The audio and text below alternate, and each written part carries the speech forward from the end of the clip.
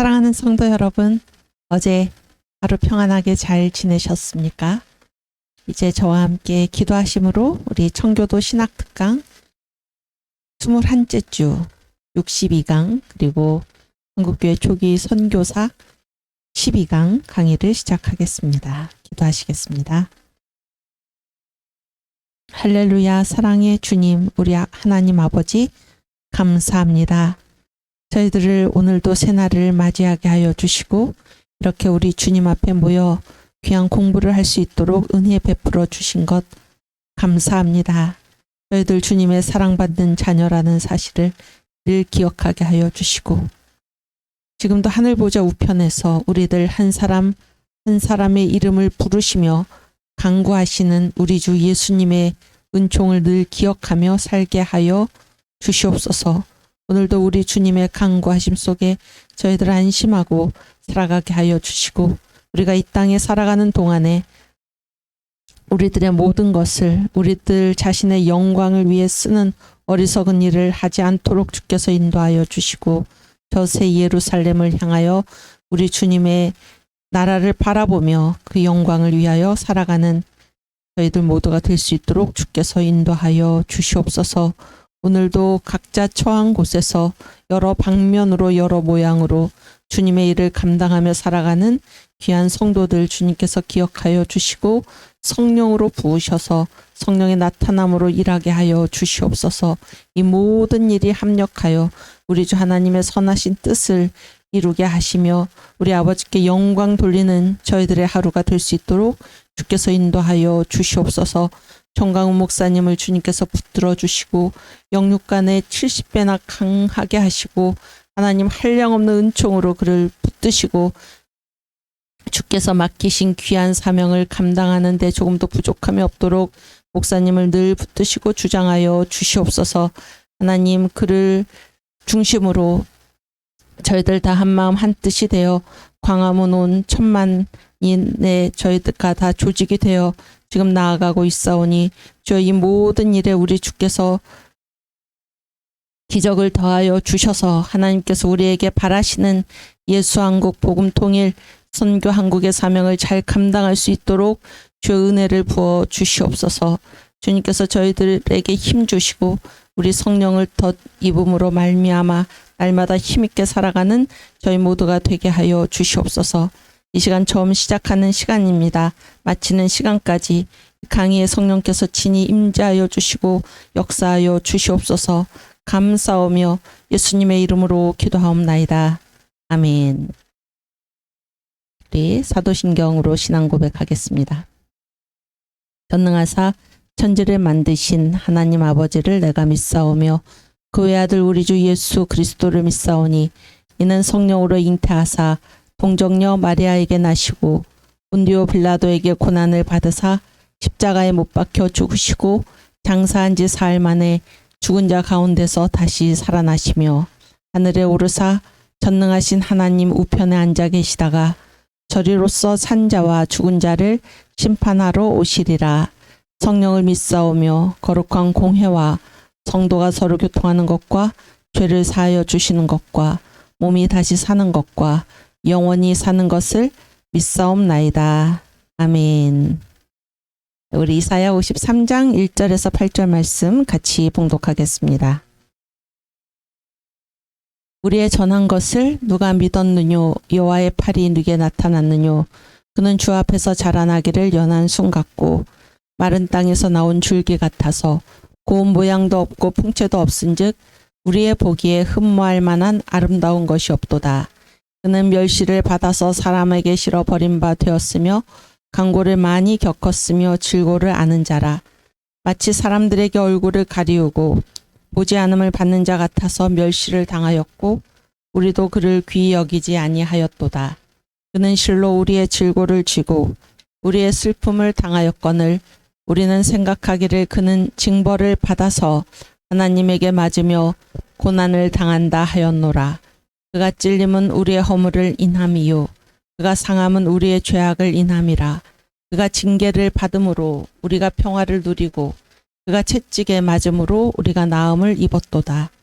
우리는 다 양 같아서 그릇 행하여 각기 제 길로 갔거늘 여호와께서는 우리 무리의 죄악을 그에게 담당시키셨도다.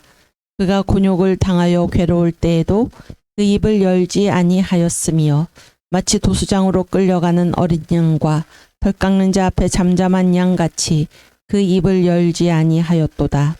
그가 곤욕과 신문을 당하고 끌려갔으니 그 세대 중에 누가 생각하기를 그가 산자의 땅에서 끊어짐은 마땅히 형벌받을 내 백성의 허물을 인함이라 하였으리요. 아멘. 신학의 정의 정리하고 가겠습니다. 신학이란 하나님과 그의 피조의 세계를 성경적 관점으로 이해하는 학문.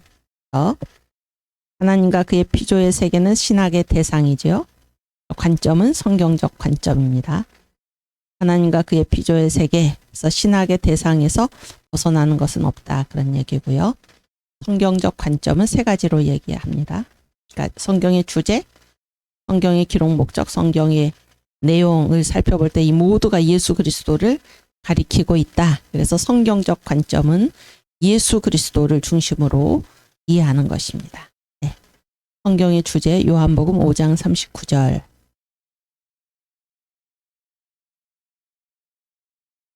너희가 성경에서 영생을 얻는 줄 생각하고 성경을 상고하거니와 이 성경이 곧 내게 대하여 증거하는 것이로다. 성경은 나에 대한 증거, 성경의 주제 예수 그리스도. 다음 성경의 기록 목적 요한복음 20장 31절 말씀.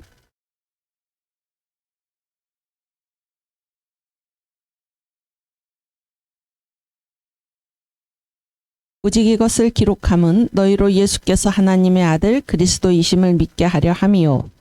또 너희로 믿고 그 이름을 힘입어 생명을 얻게 하려 함이니라. 아멘. 성경의 기록 목적은 첫째, 예수가 하나님의 아들이시라는 사실을 믿어라 라는 것이고, 두 번째는 그 사실을 믿고 예수의 이름을 힘입어 구원을 얻는 것. 이것이 성경의 기록 목적입니다.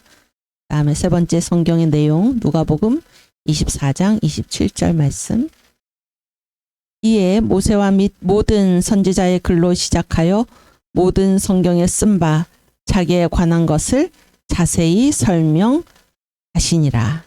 모든 성경에 쓴 바, 성경의 내용이죠. 내용은 자기에 관한 것, 예수님께 관한 것입니다. 성경의 내용, 예수 그리스도. 아멘. 그래서 신학은 하나님과 그의 피조의 세계를 성경적 관점, 예수 그리스도를 중심으로 이해하는 학문이 바로 신학입니다.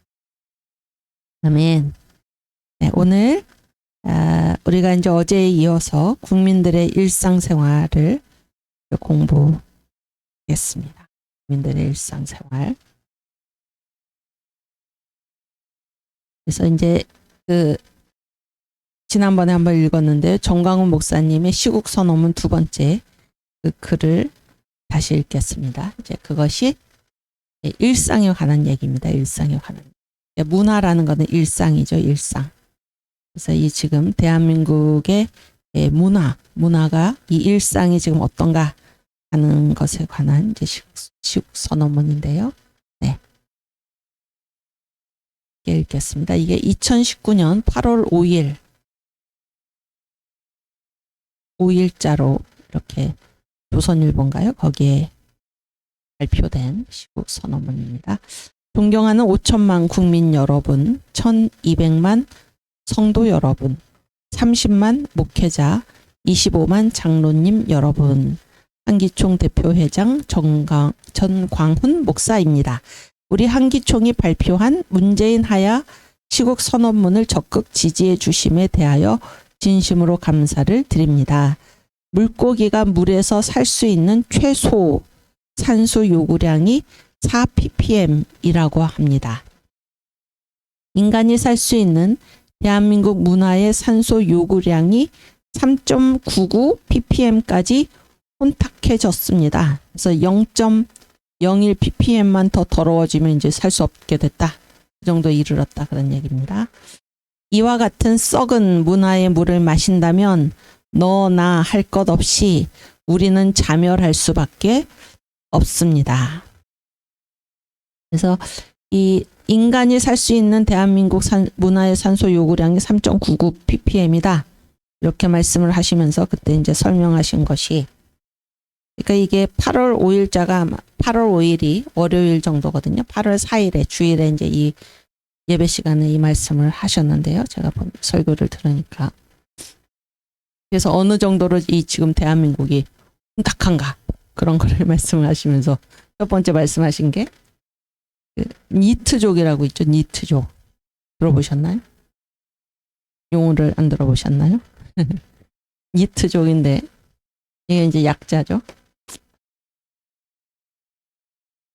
그래서 이제 이 젊은이 30세 이상 되는 이제 그 젊은이들이, 청년들이 교육도 안 받고, 그 다음에 일도 안 하고, 그 다음에 무슨 훈련도 안 받고, 그냥 이렇게 집에서 밤낮으로 컴퓨터 게임이나 하면서 엄마한테 돈 달라 가지고 이제 부모에게 이렇게 기대어서 사는 이런 젊은이들을 가리켜서 니트족 이제 이렇게 얘기를 하는데, 이 니트족이 몇 명인가 그때 당시에 70만 명. 그러니까 또 이제 제가 이것과 관련해서 이렇게 인터넷을 좀 뒤져보니까 취업 연령을 대개 15세에서 34세로 이렇게 잡는다고 그래요. 취업 연령을. 한참 일할 나이에 이제 분들인데, 이게 N은 not입니다. not. 어떤 상태에 있지 않습니까? E는 education이에요. education. 교육도 안 받고 그런 얘기죠. 이게 한참 뭐 공부하고 이제 일할 나이잖아요. 교육도 안 받고, 그다음에 그 다음 E는 고용도 안 돼 있고 일도 안 하고 그런 얘기죠.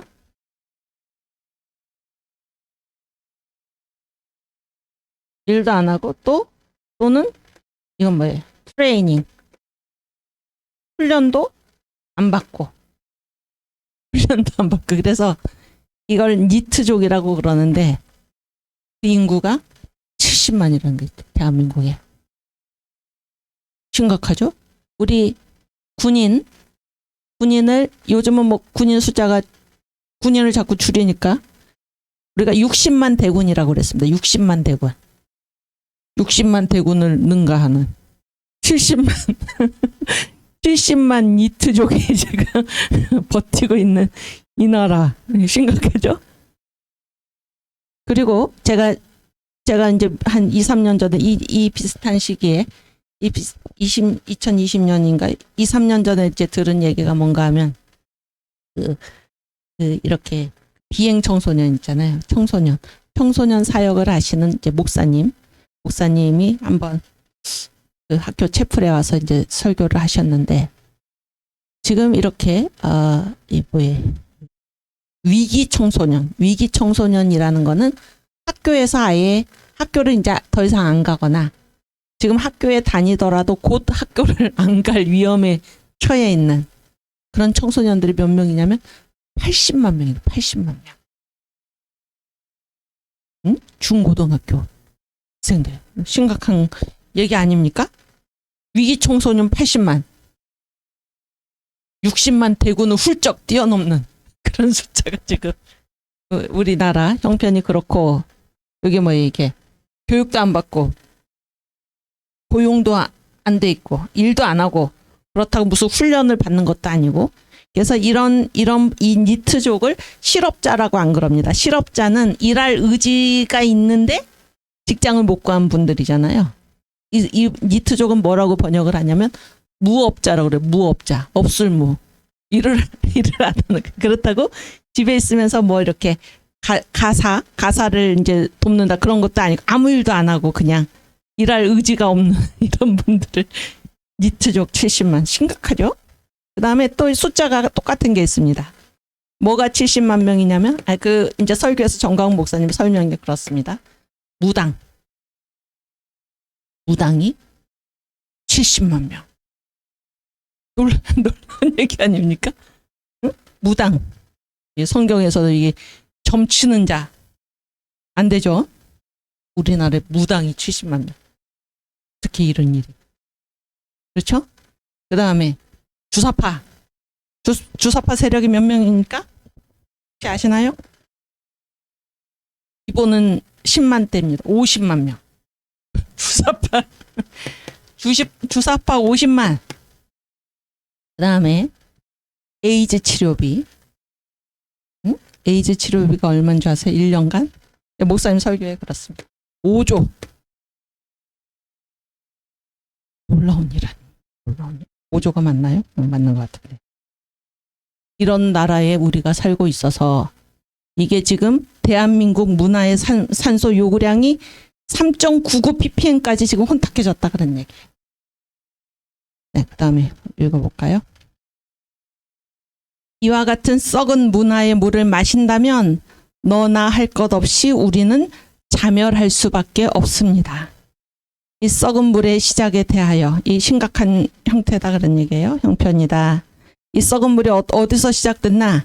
역사학자들의 증언에 의하면 헤겔 철학의 타락으로부터 시작하여 앙겔스로 넘어가고 또 다시 앙겔스에서 칼 마르크스로 이어진 것이라고 합니다. 그래서 막스 앵겔스는 공산주의자죠. 칼 마르크스는 1917년 볼셰비키 혁명을 완수했고 이 공산주의가 전 세계를 공산화하기 위하여 유럽을 불태우고 내려오다가 개신교의 복음의 벨트와 건전한 가정 교회 국가인 덴마크, 스웨덴, 노르웨이 서독에 걸려서 저지됐어요. 거기서. 그러자 이탈리아의 좌파 운동가인 그람시 사람이죠. 그람시에 의하여 문화 막시즘으로 옷을 갈아 입었습니다. 그러니까 공산주의 본색을 가지고 이제 막 진격을 하다가 이 복음 벨트, 덴마크, 스웨덴, 노르웨이 서독에 이제 딱 걸린 거예요. 그래서 더 이상 거기에는 뭐에 건전한 가정이 있고 교회가 있고 국가가 있어서 이것 때문에 이제 공산주의가 더 이상 진격하지 못하자 이 이탈리아의 공산주의자 그람시라는 사람이 새롭게 생각한 게 뭔가 문화 막시즘. 문화 막시즘이 이제 그 다음에 나오죠. 그게 뭡니까? 동성애 이슬람 차별금지죠. 그래서 공산주의에는 안 속았는데 옷을 갈아입은 문화 막시즘에는 속았다 그런 얘기예요. 그래서 유럽이 지금 다 무너졌다 그런 얘기입니다. 밑에 그들은 전 세계를 장악하기 위하여 동성애 이슬람 차별금지를 앞세워 불란서 68 혁명을 일으켰고 전 세계는 공산주의는 막아냈으나 다른 옷으로 갈아입은 동성애 이슬람 차별금지 앞에서 무릎을 꿇었습니다. 그래서 여러분께서는 어떻게 생각하셨는지 몰라도 그러니까 제가 이렇게 보니까 한때 이렇게 무슨 뭐 이렇게 학문외과 있잖아요. 학문외과. 그게 갑자기 늘어났다는 생각 안 드세요? 몰라요? 갑자기 그 병원이 이렇게 많이 늘어난 겁니다. 갑자기 늘어났어. 갑자기 한 뭐 4, 5년 전에 갑자기 이렇게. 그게 이제 다 무엇입니까? 동성애. 이런 것 때문에 이제 문제가 되는 거죠. 그리고 뭐 에이즈에 들어가는 돈이 5조나 되는 이런 것들을 지금 세금으로 사용하고 있다. 말도 안 되는 얘기죠. 오케이. 그 다음. 공산주의 혁명인 볼셰비키 혁명이 동쪽으로는 중국, 몽골, 동남아 일부와 북한을 불태우고 북한에 와서 김일성 주체사상 주사파의 옷으로 갈아입고 남한의 남노당의 찌꺼기와 연합하여 대한민국을 장악했습니다. 지금 그렇다 그런 얘기예요. 이제 우리는 결단해야 합니다. 인류를 소멸케 하는 동성애 이슬람 차별금지법과 주체사상의 썩은 물을 마셔 자멸하든지 우리 대한민국이 아니면 전 국민이 분연히 일어나 동성애 이슬람 차별금지 주체사상과 맞서 싸워 썩은 물을 쳐내고 한반도에서 터지는 새로운 생수를 마시든지 양자 간의 선택을 해야 할 것입니다. 아멘. 여러분 그 한반도에서 터지는 새로운 생수가 무엇입니까? 복음입니다. 복음. 지금 정광훈 목사님께서 이 시국 선언문을 어떤 자격으로 하고 계십니까? 한기총 대표회장. 한국교회 대표로서 지금 하고 계시는 것입니다. 한국교회가 새로운 생수, 복음으로 이 썩은 물을 완전히 쳐내야 한다 그런 얘기죠. 네, 또 존경하는 국민 여러분, 이와 같은 인류사적인 싸움에서 이기기 위하여 우리가 어디에 서 있는지를 아시기 바랍니다. 이거는 인류사의 문제입니다. 모든 인류의 문제이지 무슨 우리나라의 문제가 아닙니다. 이게 인류사적인 싸움입니다. 여기서 이기기 위하여 어떻게 해야 되나? 먼저 주사파를 통하여 북한으로 가려고 하는 문재인을 하야시키고, 동성애 이슬람 차별 금지의 썩은 물을 갈아치우고, 인류 앞에 새로운 생명수를 공급하는 역사적 책임을 대한민국이 져야 할 것입니다. 지금 이 시대를 사람들이 뭐라고 부릅니까? 환태평양 시대라고 부릅니다. 이거는 교회 다니는 사람이 지금 환태평양 시대라고 부르는 게 아니에요. 지금 이 인간의 역사, 지금 무대가 어디인가면 환태평양 시대입니다. 그리고 저와 여러분께서 몇 번씩 공부하면서 온 대로 지금 이 시대, 교회사에서 봤을 때도 이 시대가 무슨 시대입니까? 환태평양 시대. 그래서 복음의 촛대가 미국과 한국에 있어서 그 사이의 바다가 태평양이죠. 그 책임이 우리 대한민국에 있다 그런 얘기. 인류 앞에 새로운 생명수를 공급하는 역사적 책임이 우리 대한민국 한국교회에 있다 그런 얘기입니다. 우리 한기총은 대한민국과 인류 앞에 새로운 생수를 공급하기 위한 시대적 싸움에 앞장서겠습니다. 네, 그래서 이제 그 다음에는 이게 2019년 8월 5일자거든요. 그때 얘기입니다. 이를 실현하기 위하여 문재인 하야 1000만 서명 운동과 오는 8월 15일 오후 1시 광화문 광장 국민대회에 전력해 주시기를 간곡히 부탁드립니다. 이거를 지금 다시 읽으면 어떻게 되나? 2021년에 이를 실현하기 위하여 문재인 하야 광화문 온앱 1000만 명 가입 운동과, 그렇죠? 그래서 우리가 반드시 1000만 명 가입을 달성하고, 그렇게 해서 8월 15일에 광화문에 우리가 모였을 때 우리가 못할 일이 없습니다. 문제는 하야시킬 수 있습니다. 이 대한민국 제2의 건국을 이루어낼 수 있습니다. 이 광화문 온 앱 1000만인 가입 운동에 우리가 전력을 다해야 하겠습니다. 하나님과 국민 여러분들의 도움으로 반드시 승리하겠습니다. 여러분들의 적극적인 협력을 기대합니다. 네. 그래서 이게 이제 시국 선언문이고, 그 밑에 뭐라고 되어 있습니까? 그 밑에. 그래서 기독교 대표 한기총 정광훈 목사, 불교 대표 지광스님, 천주교 대표 대수천 이계성 드림. 그래서 이 지금 앞에 나왔죠. 여러분, 국민 여러분 안녕하십니까? 한기총 대표회장 정광훈 목사입니다. 그래서 정광훈 목사님이 이 시국 선언문을 지금 쓰시고 발표를 하셨죠. 그런데 어떤 이름으로, 누구랑 같이? 각 종단 대표, 각 종단, 3개 종단의 대표랑 같이. 그래서 이거는 단순히 예수 믿는 사람만 이 대한민국 체제가 무너지는 걸 지금 걱정하는 게 아니죠. 다 힘을 합쳐서 이 대한민국, 이 산소 요구량 알아야 된다. 새로운 물결로. 누가 해야 됩니까? 한국교회가. 그래서 그것은 단순히 예수 믿는 사람한테만 심각한 문제가 아니라 이 대한민국 전체의 심각한 문제이고, 이 인류사에서 지금 심각한 문제이다. 그 일을 누가 해야 되나? 한국교회가 해야 된다. 대한민국이 환태평양 시대에 복음의 촛대가 있는 대한민국이 이 일을 해내야 한다. 그런 얘기죠. 네, 그래서 우리의 이 각오를 다지기 위해서 다시 한번 지도를 보겠습니다. 우리나라가 어떤 나라인가? 지도. 이 파란색 기억하시기 바랍니다. 파란색. 네. 자유대한민국. 건국의 4대 기둥, 자유민주주의, 자유시장경제, 한미동맹, 기독교, 입국론. 이 지도를 많이 퍼뜨리시기 바랍니다. 그래서 우리가 반드시 인류사적인 역할을 감당해야 됩니다. 인류사적인 사명, 선교 한국, 예수의 복음으로 세계에 생수를 공급해야 하는 것입니다. 다음에 공산당, 당부당 요약한 거.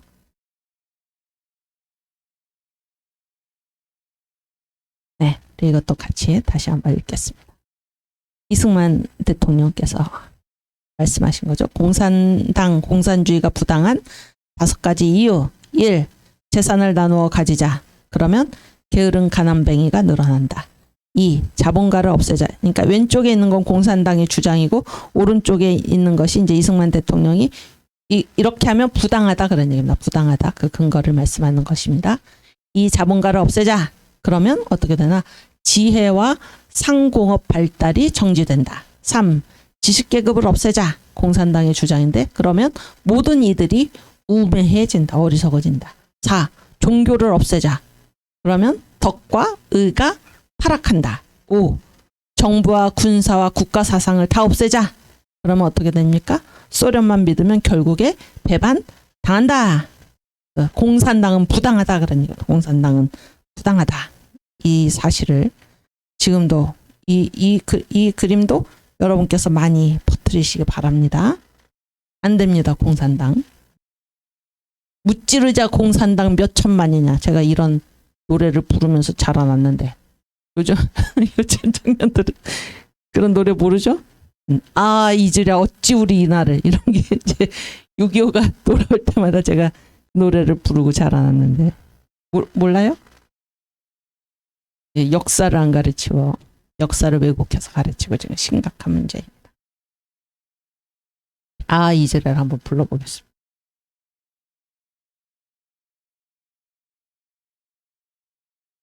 (6.25) 노래.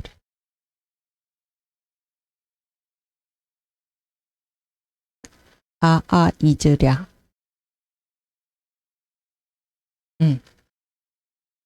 그렇지. 한번 불러볼게요.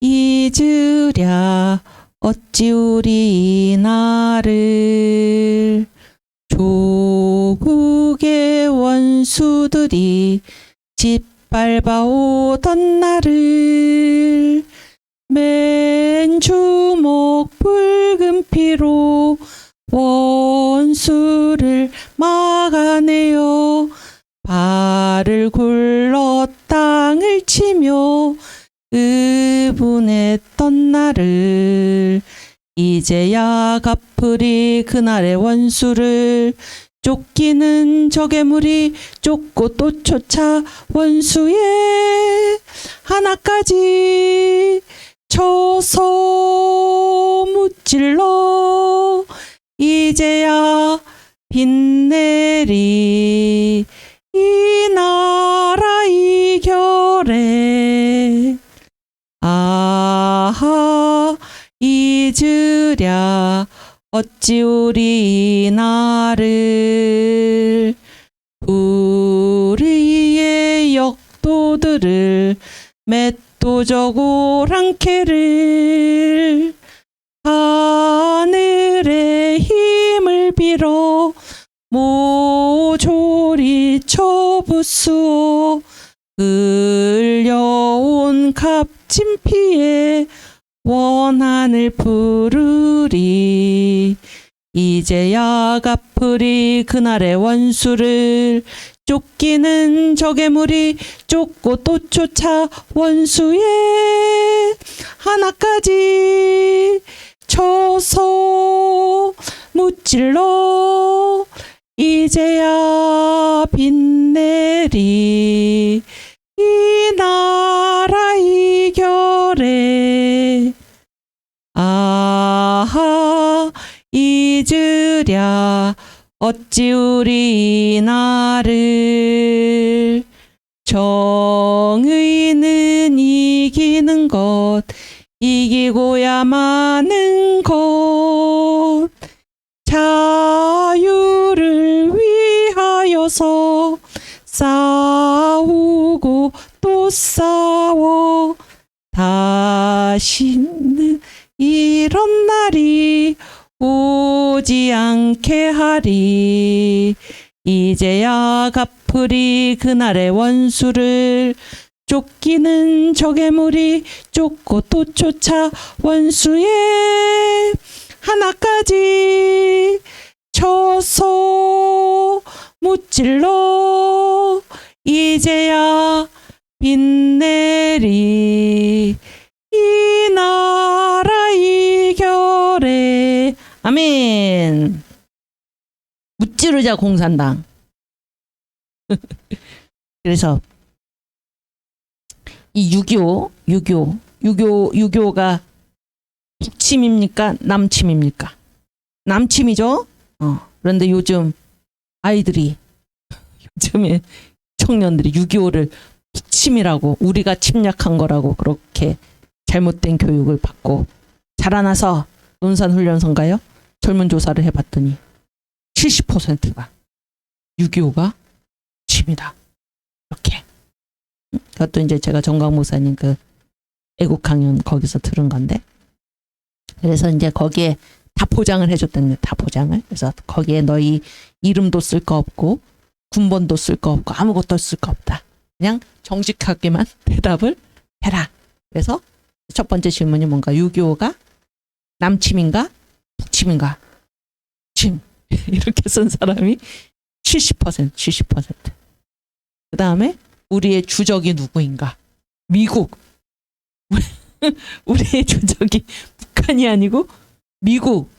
이렇게 썼다는 것입니다. 대부분의 사람들. 심각한 문제입니다. 그래서 역사 교육을 바로 해야 되는데, 그래서 이런 6.25 노래도 부르지도 않고 심각하죠. 그래서 제가 이 초등학교, 저는 국민학교란 이름을 가졌을 때 학교를 다녔는데, 6.25만 되면 거기 뭐 포스터, 방공 포스터, 그 다음에 이게 간첩 표, 그 다음에 뭐 불조심 표, 뭐 이런 표들을 항상 저희가 이렇게 그리고 숙제로 내고 이렇게 하면서 이제 이 자유대한민국의 의식을 분명히 가지고 우리가 자라났습니다.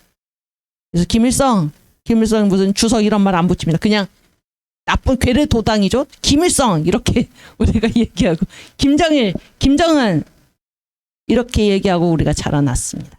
그렇죠? 심각한 문제. 그래서 이 나라의 체제를 뒤집어 엎으려는, 이 일상을 깨뜨리려는 70년 동안 그런 공작을 계속해서 해온 것이죠. 그래서 남노당의 찌꺼기와 이 북한의 주체 사상, 주사파가 결합이 되어가지고 지금은 청와대까지 들어가서 이 나라를 뒤흔들고 있는 이러한 시점에서 우리 청교도 신학특강 한국교회 초기 선교사를 배우시는 여러분들, 우리가 바른 역사를 가르쳐야 할 것입니다. 이 대한민국은 한국교회가 세운 나라입니다. 한국교회가. 언더우드 가문 한국 선교와 그 열매로서 이승만 건국 대통령, 놀라운 얘기 아닙니까? 그때 이 복음을 전해들은 이승만, 이분이 어떻게 됐습니까? 완전히 예수의 사람이 되어서 대통령이 된 것입니다. 대통령. 그래서 그를 통해서 아까 그 지도 보셨죠? 그러한 형편에서 여기 한반도 남쪽의 38선 이남에 자유민주주의, 자유시장경제, 한미동맹, 기독교 입국론, 이런 놀라운 나라가 탄생하게 된 것입니다. 그때 미소 공동위원회, 미국조차 이 한국을 포기하고, 그때 뭐 유고나 뭐 체코나 이런 나라들이 다 이제 이 좌우 합작 정부를 세워라 그러면 결국 공산당에 내주는 거죠. 공산당이. 미소 공동위원회도 좌우 합작 정부를 우리에게 권했을 때 그 말귀를 알아들은 분이, 유일한 분이 이승만 대통령이었다는 것이죠. 그래서 그가 미국에 있으면서 그런 과정을 쭉 보면서 좌우 합작을 해서 나라를 세우면은 이거는 반드시 공산당이 들어서게 된다라는 사실을 알고, 그래서 우리 그 누굽니까? 그 이명신 여사, 모윤숙 여사 이런 분들을 유엔에 파견을 해서 보낸 거죠. 보내서 그때 우리나라는 나라도 없었기 때문에 거기에 그 자격이 없죠. 그런데 이분들이 못 들어가게 하니까 이분들이 2주 동안 금식을 하고 가가지고 기회를 얻어서 발언을 해서, 그래서 우리나라가 어떻게 됐습니까? 유엔 감시하에 총선거. 그렇죠? 그런데 북한의 소련이, 김일성이 반대를 했죠. 북한에서는 선거할 수 없다. 그렇게 해서 다시 이제 유엔에 물어서 이제 얻은 그 방책이 무엇입니까? 그러면은 일단 선거를 할 수 없는 지역은 놔두고 선거가 가능한 지역부터 선거를 해라, 그런 얘기죠. 그래서 이게 무슨 남한 단독 정부라는 말을 우리가 쓰면 안 된다 그런 얘기예요. 남한에서만 선거해라가 아니고 선거가 우선 가능한 지역부터 선거를 해서 그렇죠? 선거를 해라 그런 얘기잖아요. 그렇게 해서 이제 선거가 가능한 지역부터 선거를 해가지고 이제 그게 50선거죠. 50선거. 요즘 계속 이 문제가 되고 있는 4.3 특별법. 이 4.3은 뭡니까? 이 50선거에 반대하는 남로당의 폭동입니다. 폭동. 제주 폭동. 그리고 이 제주도에서는 그래서 이 50선거에 참여를 했습니까? 안 했습니까? 안 했는데 여기는 참여 안 하고 북한의 선거에 참여를 하는 이런 반국가적인 그런 일을 했던 사람들을 지금 무슨 4.3 특별법을 제정을 해가지고 그들을 다시 무슨 죄가 없는 것으로 그리고 무슨 보상을 해주는 것으로 말도 안 되는 얘기를 지금 하고 있는 이 시점. 이게 완전히 지금 체제를 뒤바꾸는 것입니다. 안 됩니다. 안 됩니다. 역사교육, 바른 역사교육 반드시 해야 되고 그 일을 누가 하셔야 됩니까? 여러분이 하셔야 됩니다. 여러분이 남한테 미루지 말고 여러분밖에 하실 분이 안 계십니다. 바른 역사를 여러분의 자녀들과 손자들과 또 주변에 반드시 알리시기 바랍니다. 그래서 광화문 온 앱에 다 가입돼서 여기서 바르게 배울 수 있도록 여러분께서 그 길을 인도해 주시기를 바랍니다.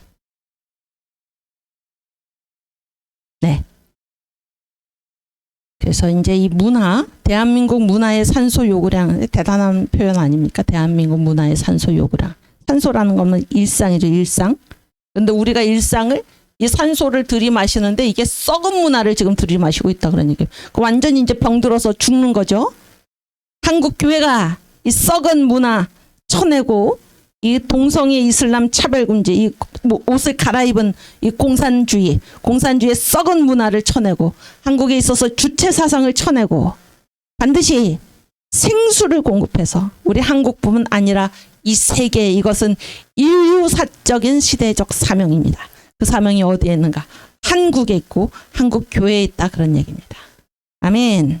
복음의 생수로 우리가 이 자유 대한민국을 살려내고 온 세계를 살려내는 그 일을 감당할 수 있고 그 가장 앞서서 저와 여러분이 함께 주님을 위해 헌신할 수 있기를 우리 주님의 이름으로 축원합니다. 네, 오늘 파워포인트 일단 65번 먼저 보여주세요. 65번. 여기 보시면 국민들의 일상생활에 있는 세부 항목입니다. 한번 다시 읽겠습니다. 첫인상, 신장, 중국인, 일본인과 한국인의 비교, 최초의 부교, 세계 최초의 철갑선, 노동자들의 체력, 지적 능력, 소박함, 여자들의 외출 금지, 기독교의 의한 변화, 가옥, 의복, 성인 남자, 머리카락, 아마꾼, 농부, 상복, 관복, 여성, 고위신분과 하위신분, 공예와 산업, 예술, 회화, 자수, 언어, 교육, 가정생활, 어린 시절, 결혼, 새해. 그래서 이 중에 이제 몇 가지를 같이 읽으면서 우리가 가겠습니다. 일단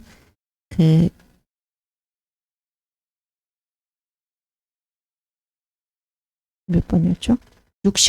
68번. 68번 어제 우리가 읽다 말았는데. 오케이. 그러니까 중국인, 일본인과 한국인의 비교예요. 네, 띄워주세요. 한국은 게으르다는 평판을 얻고 있지만 우리가 믿기로는 관료들, 즉 머슴이나 관노, 서울에 거주하는 관리, 항구의 불황자, 상류 계급의 자식들이 주로 이러한 오명이 뭐예요? 한국인은 게으르다. 이런 오명에 대해 책임 있는 사람들이다. 한국인이 다 게으른 게 아니다 그런 얘기. 주로 이런 사람들이 이런 오명에 대한 책임이 있고, 그다음 우리는 분명히 자급자족을 위해 열심히 일하는 농촌의 농부들이나 도시에서 분주하게 살아가는 상인들에게서는 이러한 현상을 찾아보지 못했다. 또한 이것이 기독교의 생명력 때문인지 아닌지는 잘 모르겠지만 그들을 험담하는 사람들이 우리로 믿게 하는 것과는 정반대로 그리스도인들은 힘과 열정을 보여주었다. 그러니까 이제 다 그런 게 아니다 그러니 다 그런 게 아니고 지극히 일부가 게으른다는 평판에 책임이 있는데 그 사람들이 누군가 관료 또 머슴 간노 종이죠 종 그다음에 서울에 거주하는 관리 이 관리가 지금 게으르다 그런 얘기. 항구의 불황자 항구에서 또 돌아다니는 사람 또 상류 계급의 자식들 여러분 여기 특징을 아시겠습니까? 계층이 무슨 계층을 우리가 만약에 셋으로 해서 상류층, 중류층, 하류층 이렇게 얘기를 한다면은 하류층 여기에 요 한국은 게으르다라는 평판에 책임 있는 요 사람들 있죠? 여기 쭉 나온 사람들. 요 사람들은 어느 계층입니까? 여기에서 어디에 해당이 됩니까? 일단 상류층하고 또 그렇지 하류층이지. 상류층하고 하류층이 게으르다는 평판에 지금 책임이 있다 그런 얘기예요. 그러나 누구는 이 게으르다는 평판하고 상관이 없습니까? 중류층은 상관이 없어요. 거기 보세요. 거기 우리는 분명히 자급자족 여기 띄워주세요. 자급자족을 위해 열심히 일하는 농촌의 농부들이나 도시에서 분주하게 살아가는 상인들 이 중류층이죠. 이 사람들한테는 책임이 없습니다. 책임이 없어요. 놀라운 얘기죠. 그리고 그 다음에 보세요. 그 다음에 또 이런 험담은 전혀 해당되지 않는 사람들이 있는데 누군가 그리스도인들은 힘과 열정을 보여주었다. 그런데 그게 뭐 때문일까? 이게 기독교의 생명력 때문인지 아닌지는 잘 모르겠지만 생명력 때문이다 이렇게 말을 하고 싶지만 언더우드가 아주 이제 잘 모르겠지만 그들을 험담한 한국인들을 욕하는 사람들이 우리로 한국인은 게으르다 이렇게 믿게 하는 것과 정반대로 특별히 이 중류층 중에서도 누가 예수 믿는 사람들은 힘과 열정을 보여주었다. 뭐 중류층 중에서가 아니라 한국인들 중에서 어느 계층에 속하든지 예수 믿는 사람들은 힘과 열정을 보여주었다. 이게 중국인, 일본인과 한국인의 비교해서 나오는 얘기입니다. 여러분 그 조나단 목사님 잘 아시죠? 조나단 목사님 아시죠? 조나단 목사님 언젠가 그 우리가 같이 이렇게 새벽기도 뭐 특별 새벽기도 할 때 성령을 받으면 삼부 현상이 생긴다고 그러죠? 들어보셨나요? 들어본 것도 같고 삼부가 뭡니까? 성령 받으면 어떻게 됩니까? 기쁨이 생기죠? 기쁘다 또 응? 아주 잘했어. 바쁘다. 성령 받으면 바쁘죠? 하나님 일 하느라고. 또 성령 받으면 어떻게 됩니까? 예쁘다. 예쁘다. 여러분 보세요. 제가 이렇게 가끔이 아니라 이렇게 사랑제일교회 이제 성도들 가끔 이렇게 뵈면은 다릅니다. 모습이 달라요. 정말로. 달라요. 이제 물론 또 다른 교회 가는 성도들도 이게 그 교회가 살아있는 교회 있죠. 살아있는 교회. 성령 충만하고 복음 때문에 교회 가는 것이 즐겁고 그런 교회 성도들을 보면 얼굴이 빛이 납니다. 얼굴이 빛이 나요.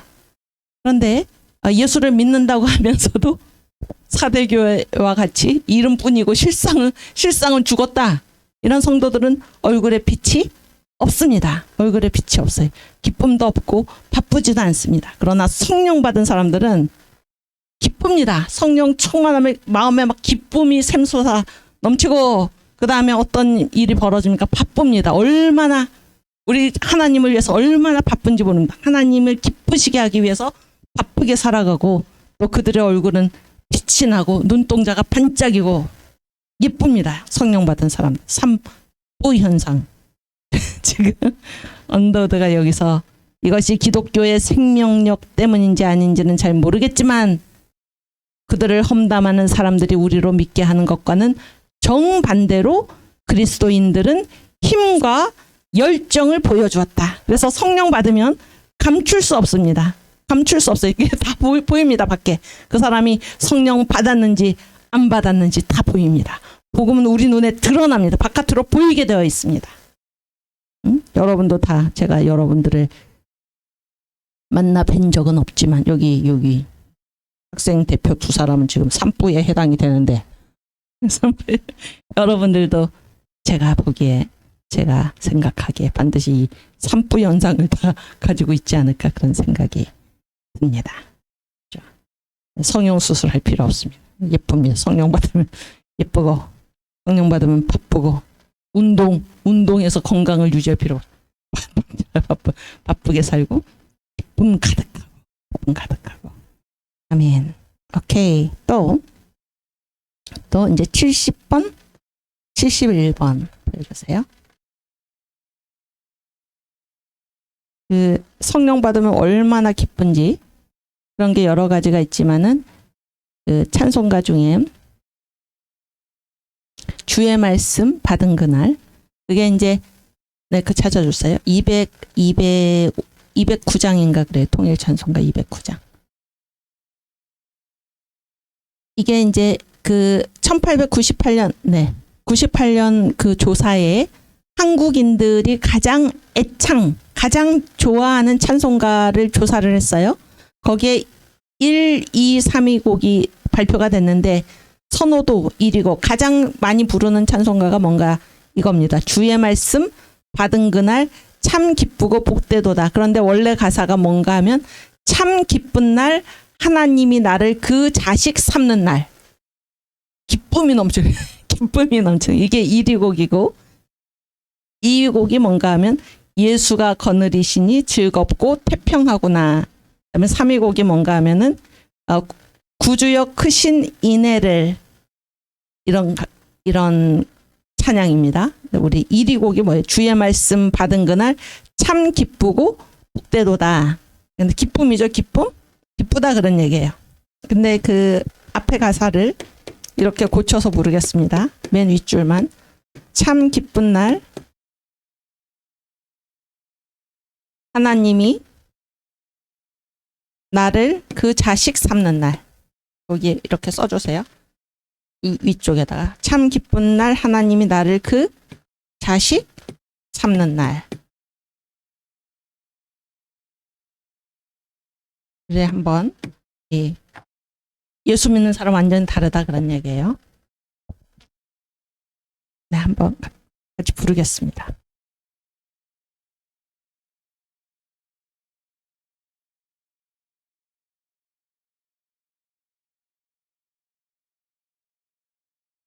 참 기쁜 날 하나님이 나를 그 자식 삼는 날.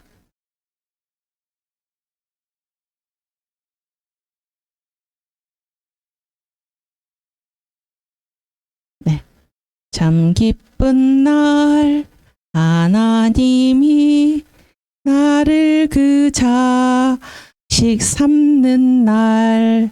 이 기쁜 맘 못 이겨서 온 세상에 전하노라. 기쁜 날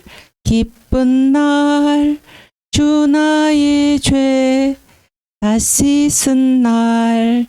늘 깨어서 기도하고 늘 기쁘게 살아가리. 기쁜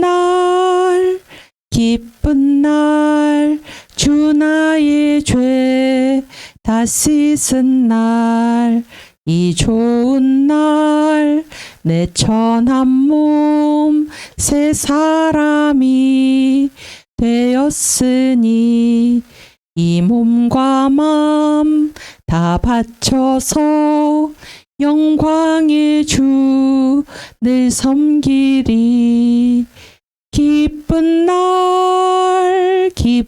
날 주 나의 죄 다 씻은 날. 늘 깨어서 기도하고 늘 기쁘게 살아가리. 기쁜 날 주 나의 죄 다 씻은 날.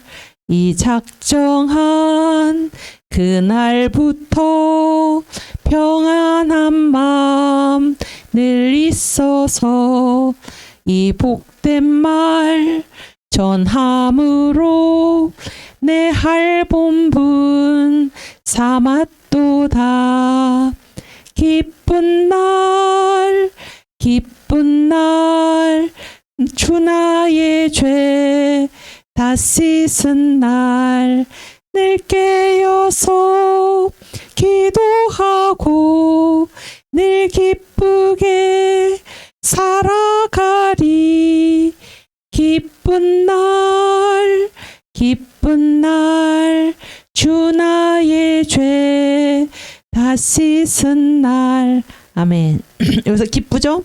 기쁘고 당장 뭐라고 그럽니까? 이 좋은 날 내 천한 몸 새 사람 되었으니 이 몸과 맘 다 바쳐서 영광의 주 늘 섬기리. 3절. 이 복된 말 전함으로 내 할 본분 삼았도다. 할 일이 있죠? 바쁩니다. 바빠요. 기쁘고 바쁘고. 언더우드가 보니까 예수 믿는 사람들은 얼굴에 빛이 난다 그런 얘기입니다. 힘과 열정으로 가득 차 있다. 무엇이 사람을 변화시킵니까? 복음이 사람을 변화시킵니다. 복음이 그 일상을 바꾸어 놓습니다. 한국인들이 그랬다는 얘기. 예수 믿는 한국인들이. 오케이, 또 70번.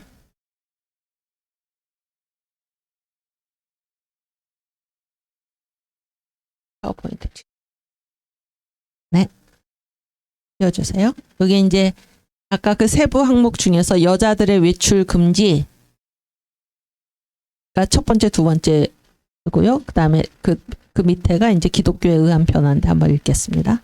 여자들이 어떤 위치였나. 동양적 관점에서 보면 남자가 한 가정의 가장이 될 뿐 아니라 가장 중요한 위치를 차지한다. 반면에 여자는 단지 어떻게 해서든 이러한 중요성에 이바지하는 존재 정도로만 인식될 뿐이다. 그래서 여자의 안정과 출세는 주로 그들이 이러한 목적에 얼마나 잘 부합되도록 자신을 가꾸느냐에 따라 유지될 수 있다. 그러니까 남자 중심이다 그런 얘기예요. 결국 남자들과 그의 손님들이 사용하는 응접실 또는 사랑은 집안에서 가장 좋은 방이다. 남자 중심이기 때문에.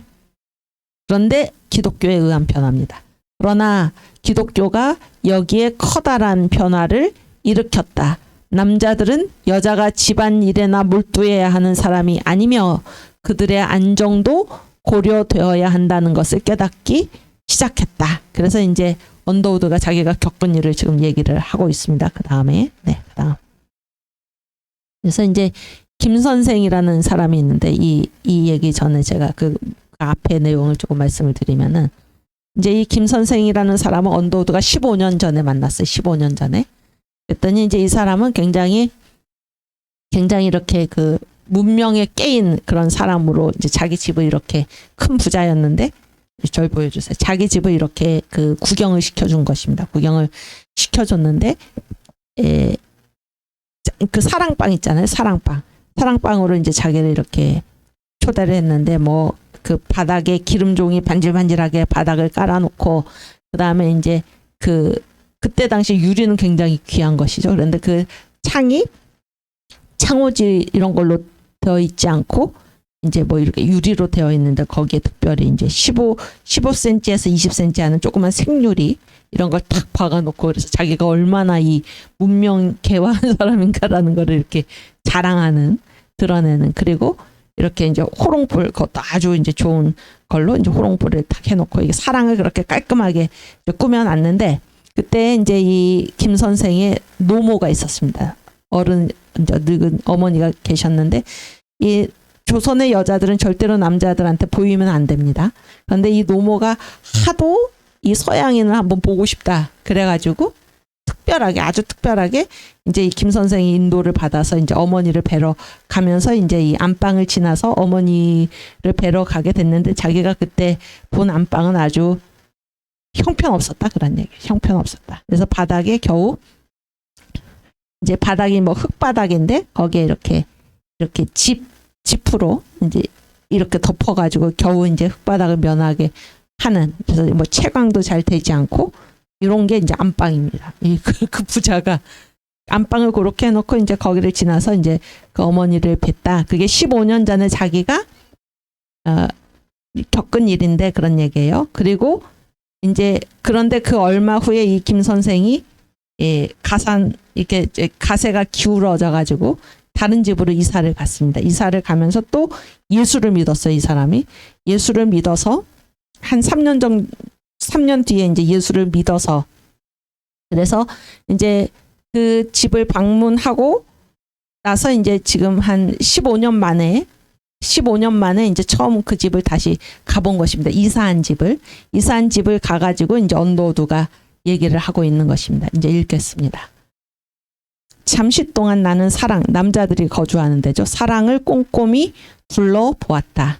사실 나는 김 선생이 개과천선했다는 말을 듣기는 했지만 그렇게까지 바뀌었을 것이라고는 기대하지 않았었다. 사랑채에는 기름 종이가 깔려 있지 않았으며 흙바닥 위에 멍석이 하나 깔려 있을 뿐이었다. 그런데 이제 사랑채는 그렇게 바뀌어서 옛날하고 완전 반대가 됐죠. 근데 우리가 안뜰로 들어갔을 때 가장 먼저 눈에 띈 것은 여자들의 방에 있는 커다란 창문이었다. 이 안방에 커다란 창문. 그 창문은 폭이 1.2m에 높이는 90cm 이었으며 꼭대기에서 바닥까지 모두 유리로 되어 있었다. 옛날에 그 김 선생이 자랑하던 거기는 생률이 15에서 20cm인데 이건 뭐예요? 지금 1.2m에 90cm 통유리로 된 거예요. 나는 김 선생의 말을 듣는 순간 너무 놀라 말문이 막혀버렸다. 왜 이렇게 큰 창문을 해놨나? 아, 그래요. 여자들은 바느질을 많이 해야 하잖아요. 그래서 우리는 그들에게 좋은 채광이 필요할 거라고 생각했지요. 그래서 남자가 여자를 배려할 줄 알게 되다니. 그래서 언더우드가 지금 깜짝 놀라서. 이게 무슨 변화입니까? 기독교가 바꿔놓은 것입니다. 이 김 선생이 예수 믿기 전에는 자기 중심으로 사랑방을 그렇게 아름답게 꾸미고 여자들이 기거하는 안방을 볼품없이 해놨는데 이제 이 사람이 예수 믿고 걔가 천선한 다음에 완전히 바뀌었다는 것을, 완전히 바뀌어가지고 그 안방을 그렇게 여자들이 거하는 곳을 그렇게 아름답게 해놓고 사랑은 볼품없이 그렇게 했다 그런 얘기죠. 그렇게 지내고 있었다. 근데 거기 뒤에 이제 이어지는 말이 있습니다. 그 뒤에 이어지는 말이 이제 남자가 여자를 배려할 줄 알게 되다니 그랬고, 이제 그 다음에 우리가 방으로 들어갔어요. 안방. 방으로 들어갔을 때 우리는 김 선생의 부인과 그의 어린 딸로부터 매우 따뜻한 환영을 받았다.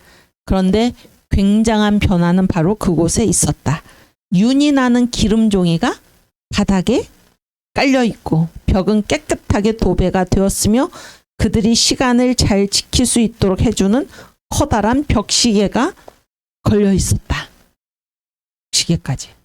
그런데 그 중에서 가장 크게 달라진 것은 로체스터제 버너형 등불이 한쪽 곁을 장식하고 있었다는 것이다. 옛날에는 사랑에 있었는데 나는 바닥에 앉으면서 그 등불에 대해 묻지 않을 수 없었다. 그러자 김 선생은 다음과 같이 대답했다.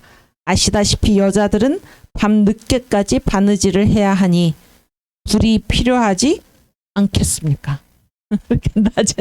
낮에는 이 1.2m에 90cm 이 통유리에서 채광이 들어오게 해서 바느질을 하고 밤에는 밤늦게까지 바느질하니까 네? 로체스터제 외국에서 사온 버너형 등불을 준 것입니다. 그래서 이 복음이 사람을 이렇게 완전히 사람의 가치관을 이렇게 바꿔놓는다 하는 것을 지금 얘기를 하고 있습니다. 그래서 국민들의 일상생활 중에서 기독교에 의한 변화 그런 얘기입니다.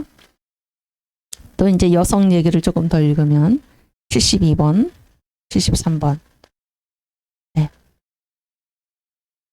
여성이 이제 고위 신분과 하위 신분이 이제 이렇게 구분돼서 지금 설명을 하고 있는데요.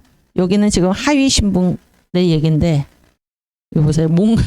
하층민들은 몸가짐에 대한 훈련이 잘 되어 있지 않아서 많은 경우 유럽인들이 들으면 놀랄 만한 일이겠지만 윗저고리와 치마가 벌어져서 가슴이 드러나는 때가 있다. 이게 자 훈련받지 않은 것입니다.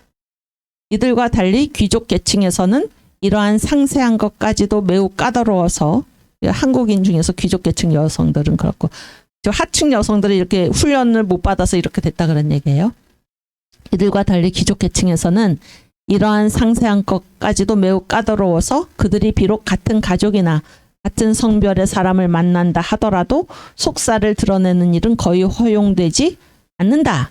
그리고 심지어는 기생들마저도 철저하게 몸단속을 한다. 그런데 이제 이 하층민들은 훈련을 받지 못했다 그런 얘기예요.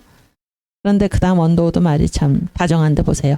서양인들에게 예의 없는 언행이나 부주의한 습관 및 예절 등으로 비춰지는 것들은 이런 얘기, 이런 것들은 왜 그런가? 대부분 이 사람들이 이성이 뭡니까?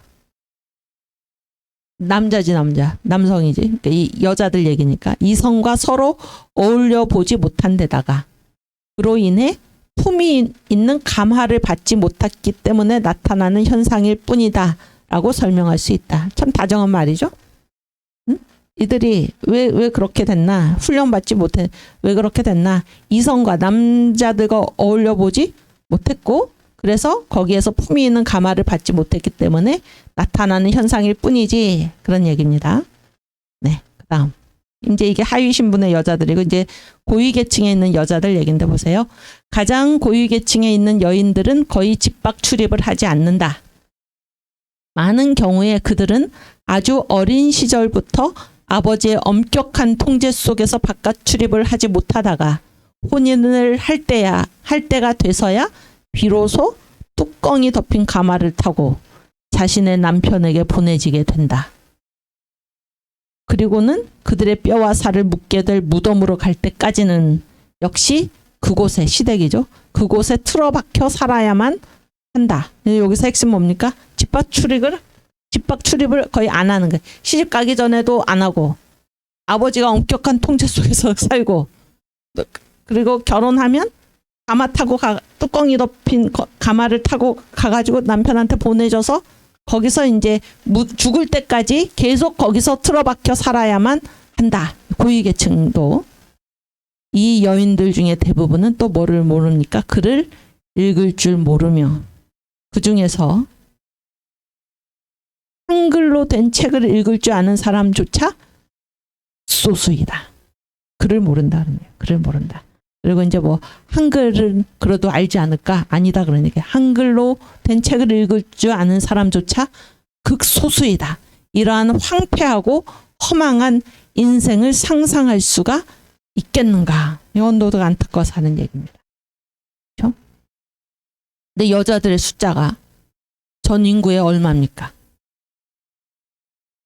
반이지. 잘했어요. 그렇게 얘기할 수 있죠? 근데 한국이 조선의 여인들이 얼마나 지금 불쌍한가, 얼마나 불쌍한가. 황폐하고 허망한 인생. 뭐가 필요합니까? 어제 얘기했죠? 일상 모든 것이죠. 모든 분야에 뭐가 필요합니까? 복음. 그런 얘기를 하고 있는 거예요. 복음. 이런 형편인데 보세요. 이런 형편인데 이들에게 복음을 전했죠. 복음을 전했습니다. 복음을 전해서 이 여인들이 어떻게 바뀌었는지 아십니까, 여러분? 그 1894년에 장로교의 찬송이 찬양가입니다. 언더우드 찬양가 지난번에 사진 보셨죠? 찬양가. 그 다음에 1895년에 감리교에서 펴낸 찬송가가 찬미가입니다. 근데 이 찬양가와 찬미가에 동시에 실린 찬송이 있습니다. 예수의 높은 이름이. 근데 이 찬송을 누가 지었냐면 여성이 지었습니다. 한국인 여성이. 여러분 여성이 이렇게 아무리 고위계층이라도 한글로 된 책을 읽을 수 있는 사람이 극소수인 이런 황폐하고 허망한 인생을 살아가던 여성들이 지금 어떤 일을 했습니까? 하나님을 찬양하는 찬송가를 누가 지었습니까? 여성이. 놀라운 얘기. 그게 그때가 1894년, 1895년 그때거든요. 그때 그 찬송가에 올라가 있다 그러면 그 복음이 1884년부터 알렌이 들어오고 85년에 이제 언더우드가 들어와서 찬미가 이런 건 언더우드가 지금 한 일이잖아요. 얼마 되지도 않아서 여성이 지은 찬양가가 장로교 찬송가에도 들어가고 감리교 찬송가에도 들어가서 장감이면 그때 전부입니다. 장감. 그때 처음에 들어온 두 교파가 있었는데 미국 북장로교와 미국 북감리교입니다. 전부예요. 전부. 거기에 이 여성이 지은 찬송가가 전부니까 한국인들의 신앙을 대표하는 찬송가를 여성이 지었다는 게, 이렇게 황폐하고 허망하게 살던 여성들이 복음을 듣고 복음을 받아들이고 예수 믿고, 그리고 그 문학 형태가 얼마나 고귀합니까? 누구를 찬양하는 노래입니까? 찬송은 하나님을 찬양하는 노래. 얼마나 그들이 완전히 신분이 달라졌습니까? 자기들이 누구인지를 깨달은 것입니다. 하나님의 존귀한 자녀, 글도 못 읽던 사람들이 하나님을 찬양하는 찬송가를 지어가지고 발표했다. 기가 막힌 얘기죠. 복음이 국민들의 일상생활, 특별히 여성, 국민들 전체의 반을 차지하는 여성들을 완전히 바꿔놓은 것입니다. 뭐 남성뿐만이 아니라 우리가 이 대목에서 찬송가를 부르고 가야겠죠? 예수의 높은 이름이, 예수의 이름, 그 권세, 이거를 처음부터 한국교회가 붙들고 있었고, 이 여성이 처음으로 지은 찬송가 장감, 이 두 교파에서 함께 공동으로 불러서 이것은 한국인의 신앙을 대표하는 찬송이다. 이렇게 이제 역사학자들이 그렇게 얘기하고 있습니다. 저희 선생님이 쓰신 한국 기독교회사에, 한국교회 찬송가사에 이거는 한국교회 신앙의 대표다. 이렇게 그 곡을 여성이 썼다 그런 얘기예요. 한번 띄워주세요. 이 곡을 모르죠? 곡을 모를 때는 우리들의 공식 곡조, 애국가 곡조에 맞춰서 부르면 됩니다. 여기 이렇게 써있죠? 여기 보세요.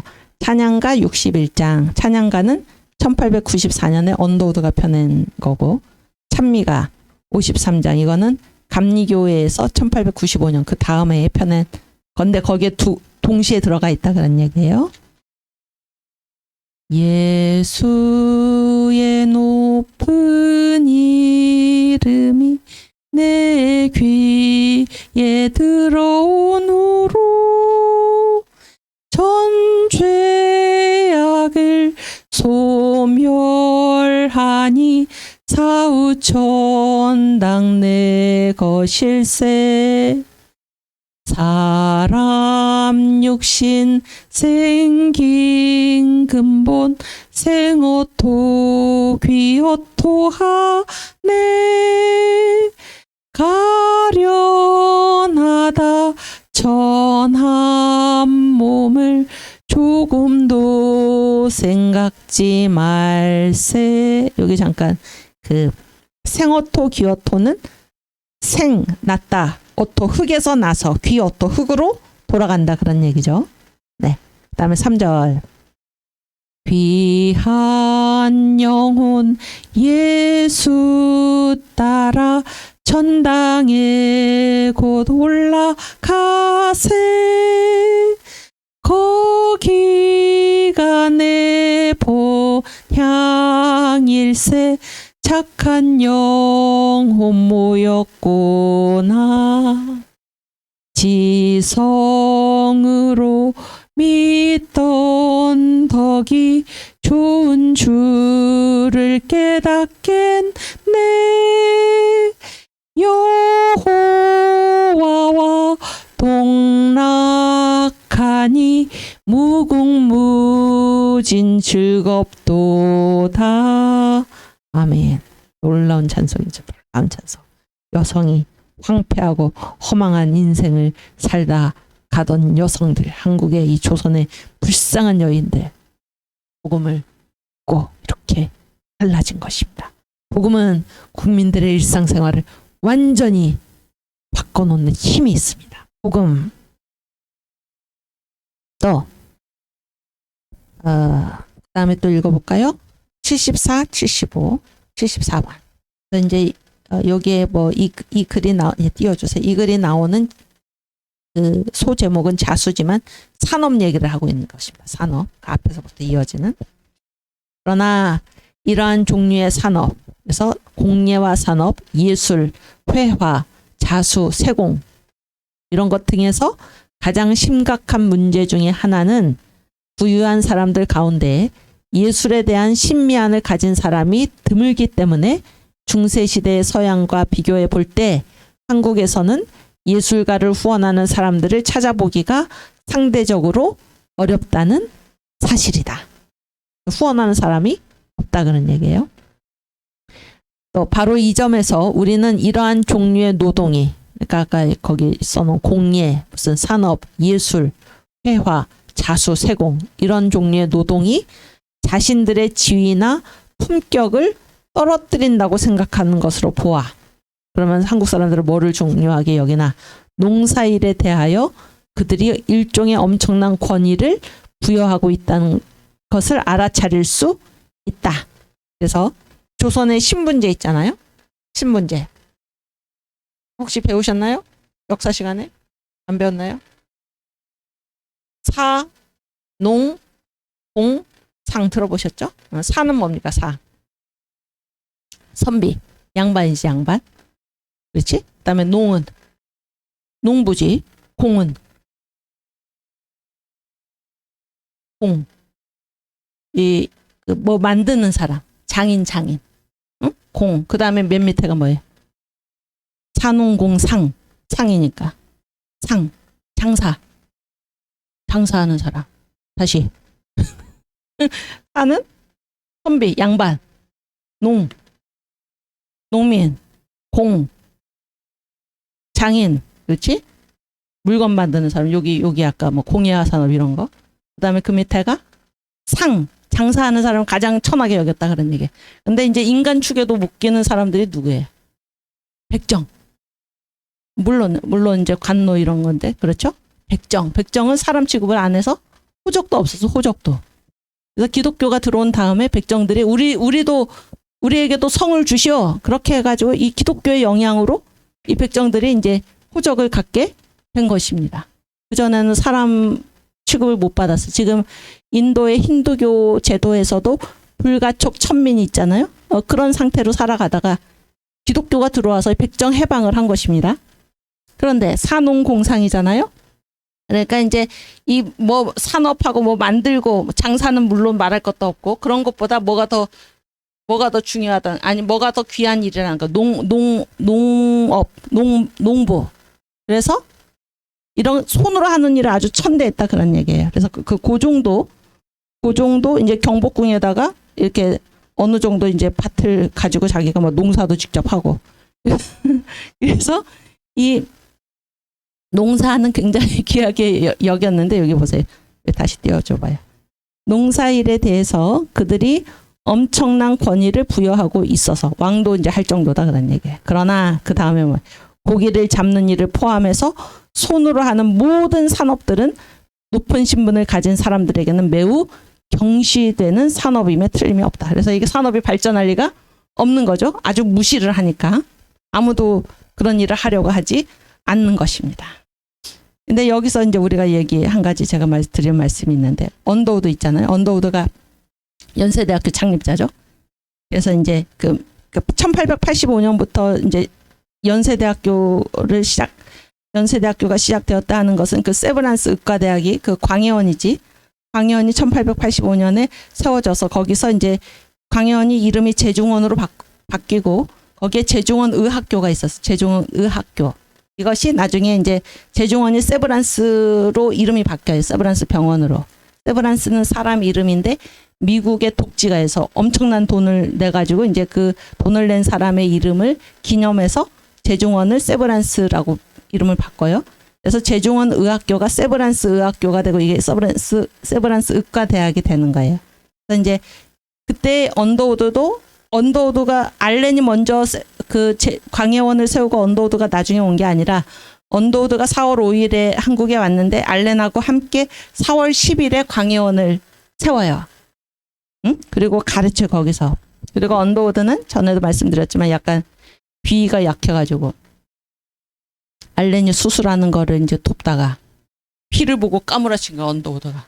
그래서 알렌이 당신은 여기 적합하지 당신은 적합하지 않으니까 여기서 나가가지고 당신은 주로 무슨 그 약을 구해오고 뭐 이런 거 회계 일. 그 다음에 이제 가르치는 일, 학생들 의학생들을 뭐 화학도 가르치고 뭐 그런 걸 가르쳐야 되잖아요. 그런 일을 이제 언더우드가 주로 했는데 어쨌든 그래서 이제 이 연세대학교는 언더우드가 창립자예요. 그래서 그때도 언더우드가 있었고 1885년에 제중원 의학교에도 언더우드가 있었고 그다음에 그 조선기독교대학 연희전문학교가 1915년에 세워집니다. 그런데 제가 무슨 얘기를 하려고 하냐면 그때 이제 학과가 여러 개 있었어요.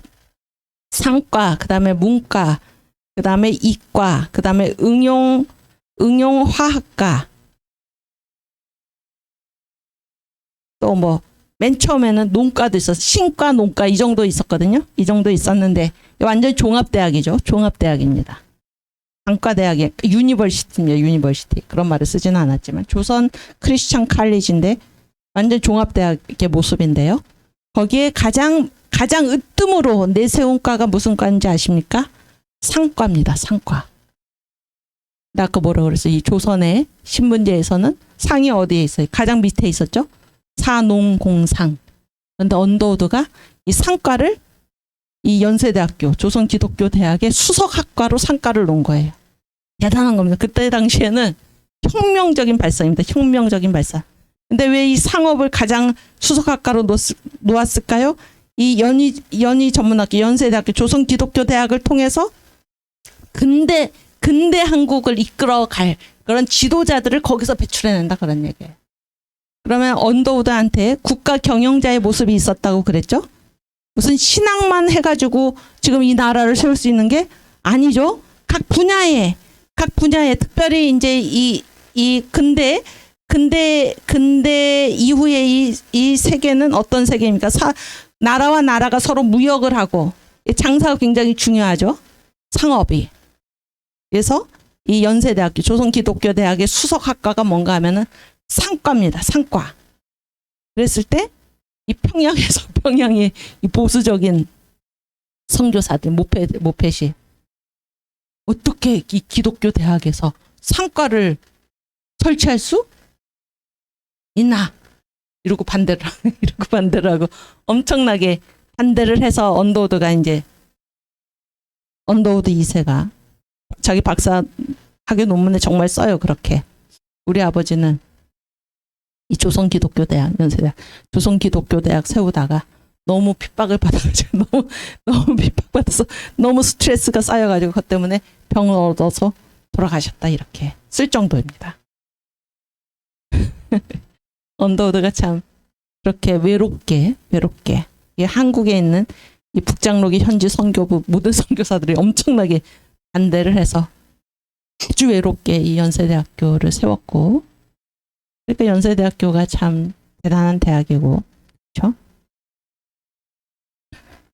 이 상과 왜냐하면 이 근대 한국을 이 기독교 신앙으로 일구어야 한다. 그래서 근대 한국은 무슨 신과만 있어서 되는 게 아니라 상과 각 분야에 다 기독교 정신으로 배운 지도자들을 배출해내야 된다. 그래서 상과가 가장 먼저 있었다는 거예요. 이거는 조선 사회에서 사농공상 가장 천한 직업이 아니죠. 가장 천한 그 계층으로 취급되던 그런 일을 가장 종합대학 고등교육기관의 가장 수석학과로 세웠다. 이게 언더우드의 해안입니다. 앞날을 내다보는 고마운 일이죠. 고마운 일입니다.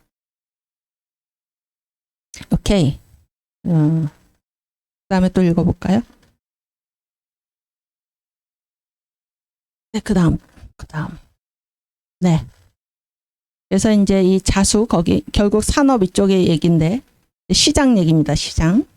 한번 읽겠습니다. 이러한 시장들은 대체로 많은 사람들이 운집하는 곳이기 때문에 복음을 전하기에 안성맞춤인 장소이다. 그래서 수많은 소책자가 배포되고 성경도 많이 판매되었다. 장날은 어김없이 5일에 한 번씩 찾아오므로 5일에 한 번씩 찾아오는 장을 뭐라고 부르나요? 5일장이지. 아주 잘했어요. 5일장. 그래서 7번에 한 번은 반드시 주일과 장날이 겹치게 되어 있다. 그렇죠?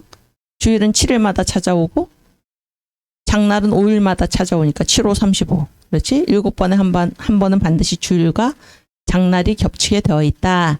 그런데 주일에 그리스도 교인들은 물건을 구입하는 일을 삼가하도록 되어 있고 교인 중에 혹 상인이 있다 하더라도 그 역시 상점이나 노점을 열지 않는 것이 관례이므로 이렇게 주일이 장날과 겹치는 것은 그리스도인들의 신실성에 대한 중요한 시험이 된다.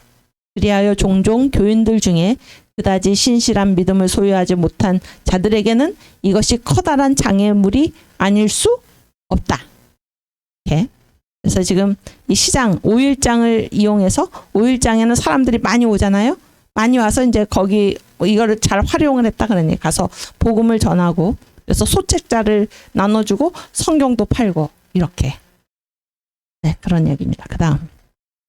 그다음에 이제 언어 얘긴데 언어 한글 얘기죠. 그러나 한국은 그 글자에서만큼은 단연코 중국의 문자와 비교하여 독창적인 문자를 가지고 있다. 네, 중국의 문자는 뭔가요?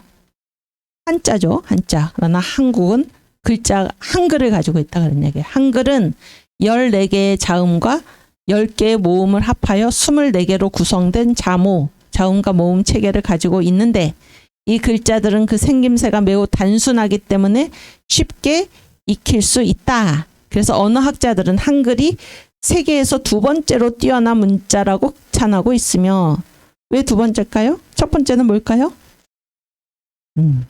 한글이 첫 번째로 뛰어난 문자입니다. 왜냐하면 미국 사람들은 영어가 가장 뛰어나다. 그 다음이 한글이다. 이렇게 얘기하고 러시아 사람들은 러시아어가 가장 뛰어난 문자다. 그 다음이 한글이다. 이렇게 얘기를 합니다. 그러니까 제일 뛰어난 게 뭡니까? 한글입니다. 한글이에요. 네, 그 다음. 그래서 이제 한글 얘기예요. 한국의 근대화를 위해 적극적으로 노력하는 진보적인 한국인들의 노력에도 불구하고 아직까지는 모든 학교에서 뭐가 한자 공부가 주를 이루고 있는 실정이다. 반면에 여학교의 경우에는 전혀 그렇지 않다. 그래서 여학교에서는 한글 가르친다 그런 얘기예요. 그리고 이제 중간에 생략하고 또한 이에 덧붙여 설명해야 할 것은 현재 전국적으로 심지어 나이 많은 노인들까지 함께 읽고 공부하고 있는 성경은 이제 사람들의 지대한 관심을 불러일으키고 있으며 이것은 이제껏 다른 나라에서도 그랬던 것처럼 새롭고 더 나은 예술가, 문학을 창조하는 중요한 기반이 되고 있다. 이게 무슨 말입니까? 뭐가? 성경이 새롭고 더 나은 예술가, 문학을 창조하는 중요한 기반이 되고 있는데 이 성경이 어떤 글자로 번역했습니까? 한글이에요. 한글. 여러분 한글은 그동안 무슨 규방의 글자, 여자들의 글자 이렇게 무시 천대를 받고 있었고 이때 이 나라를 발전시키려는 그런 지식인들이 많은 노력을 했음에도 불구하고 대다수의 학교에서는 지금 한자를 가르치고 있는데 그럼 한글이 계속 무시를 당한 거죠. 그런데 이 한글로 뭐를 번역을 했습니까? 하나님의 말씀을. 그러니까 성경이 한글의 문법도 부여하고 체계도 부여하고 한글을 개발시킨 한글이 창제가 되었지만 이제까지 묻혀 있었는데 이 한글이 글자로서의 기능을 하면서 문학과 예술을 창조하는 그런 수단으로까지 발전하게 만든 그 존재가 뭡니까? 성경입니다. 성경이 한글로 번역됨에 따라서 한글이 자기 자리를 차지한 것입니다. 놀라운 얘기죠. 그래서 이 기독교 복음은 우리나라의 글자 한글에도 자기 위치를 찾아주었다. 여기 보세요. 심지어 나이 많은 노인들까지도 함께 성경을 읽고 공부하고 있는데 이 성경이 무엇으로 쓰였나? 한글로 쓰였다. 여학교의 경우에는 다 한글을 지금 배우고, 한글이 너무 한자가 너무 복잡하고 어렵죠. 익숙하지도 않고. 그런데 지금 성경을 한글로 읽고 있다 그런 얘기를 해서 이 한글의 그 문법도 없는 거, 이제까지 그 글자 취급을 받지 못했기 때문에 문법을 부여하고 한글이 글자로서 또 이 뭐 문학의 이제 어떤 수단으로서 또 예술을 창조하는 그 기반으로서 기능할 수 있도록 해준 게 뭡니까? 성경입니다. 성경. 정리했죠.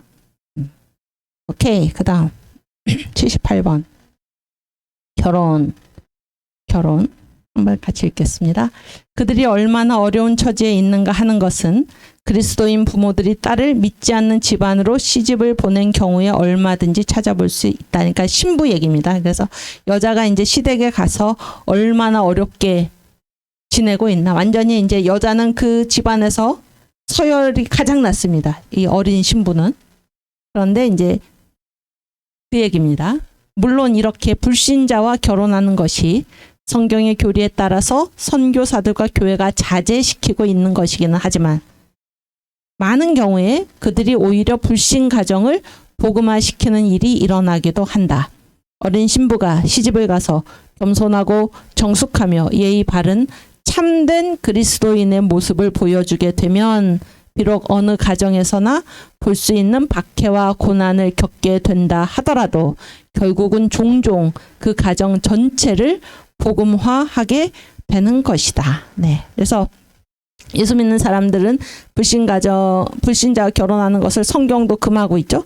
성경도 금하고 있는데 이제 이런 일이 있다는 것입니다. 예수 믿는 부모의 그 딸이 이제 믿지 않는 집으로 시집을 보낸 일이 이제 종종 발생을 하는데 이 어린 신부가 가서 이 그리스도인답게 겸손하고 정숙하고 예의 바른 참된 그리스도인의 모습을 보여주면은 물론 이제 박해와 고난을 겪지만은 결국에는 어떻게 되나 종종 이게 매번 그런 게 아니라 가끔은 그 가정 전체를 복음화하는 일이 일어난다. 그런 놀라운 얘기죠.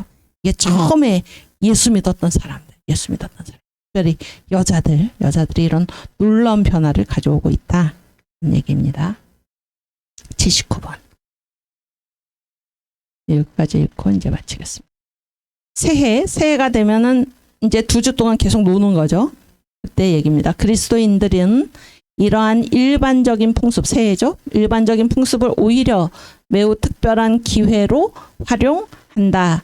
많은 곳에서 그리스도인들은 이 시간들을 자신들이 복음을 전하는 기회로 이용하고 있다. 그래서 그들은 2주 동안 아무 일도 하지 않은 채 가가호호를 방문하여 복음 전하는 일을 한다.